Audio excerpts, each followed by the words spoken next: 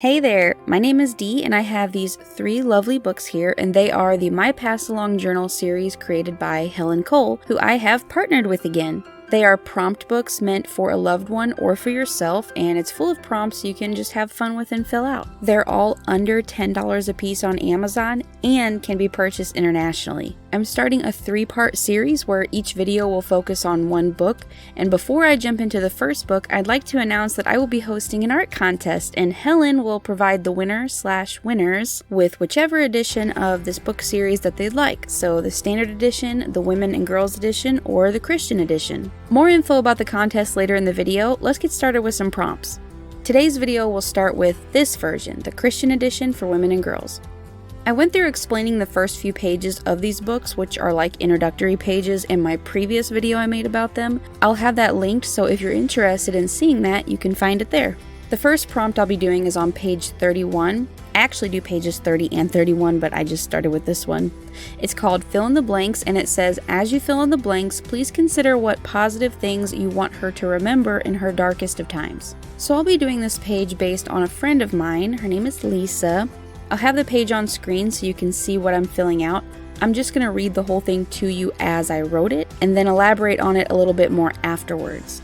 I am really glad you came to our Bible studies. I know it was hard for you to make the time because you work such long hours, but you did it anyway because you are very caring and I admire you for that. You always make an effort to help others feel welcome and wanted. You're valuable because you bring so much joy and love to my life and so many others. So a little clarification, when my husband and I first started studying the Bible, it was actually Lisa's husband who would come to our house once a week and we would do a Bible study with him. Our oldest son Bentley was only about 2 or 3 at that time, and of course they enjoyed seeing him as well, so Lisa would try to make it to the Bible studies with her husband, even though she had most likely been working since 5 or 6 that morning and would have to return to work at 9 or 10 that evening after our Bible study when she got home. She put in the time to get to know our family and help us learn the Bible, and she made the effort to make our family feel as if we were part of her family.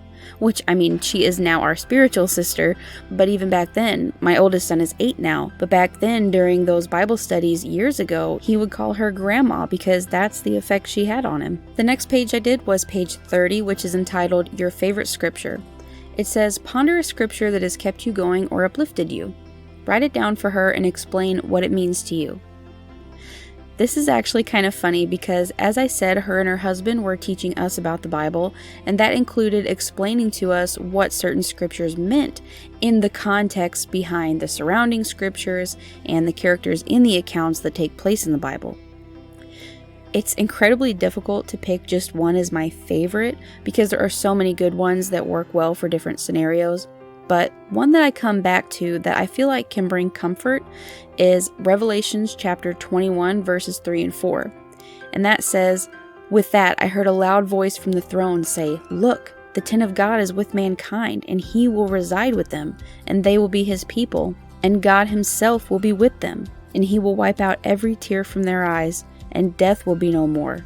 Neither will mourning, nor outcry, nor pain be any more. The former things have passed away. A brother from my congregation, actually Lisa's husband, our original Bible study teacher, when we first started studying, he brought out the point that in verse 5, it says, and the one seated on the throne, meaning God, said, look, I am making all things new. And he also says, write, for these words are faithful and true. This is God basically saying, mark my words, this is going to happen. I am going to fix these things. This is just one of those scriptures that is comforting because it tells of a promise that God made that there will come a time on the earth where death will be no more. We won't have to worry about sickness or pain. And that's the future that we hope for. The last prompt page I did for this book was entitled, Draw a Picture.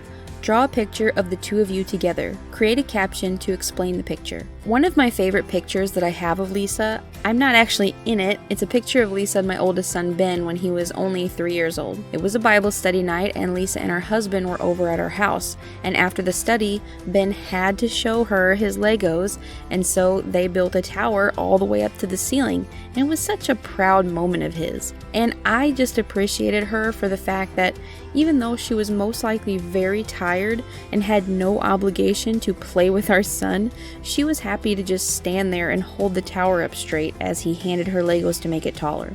And it's just one of those simple fun moments that I'll always remember.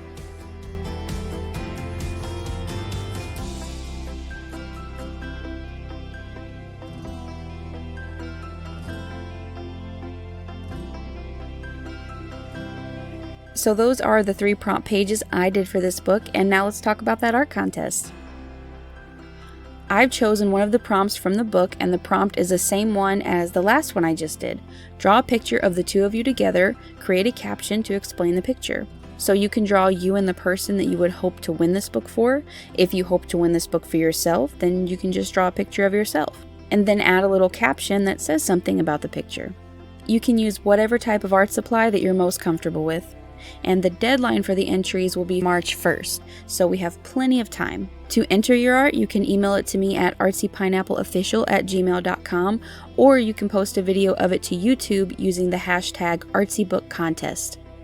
Please try to take well-lit, centered, clear photos or videos of your art, because I would like to show it in the announcement of the winner's video as well. It's just a lot easier to see the art when you're taking photos or videos of it in a well-lit space and the art is centered in the frame, and we want everyone to be able to see all your hard work. The number of winners will vary depending on how many entries we actually get. There will be 2 more episodes for the 2 other books coming out in the upcoming weeks, so I will be giving reminders, I'll be doing community posts, I'll make posts about it on my Instagram, so as many people as possible have an opportunity to participate. So yeah, I am so looking forward to seeing some awesome drawings, and I will see you guys in the next video. Thanks for watching, see ya!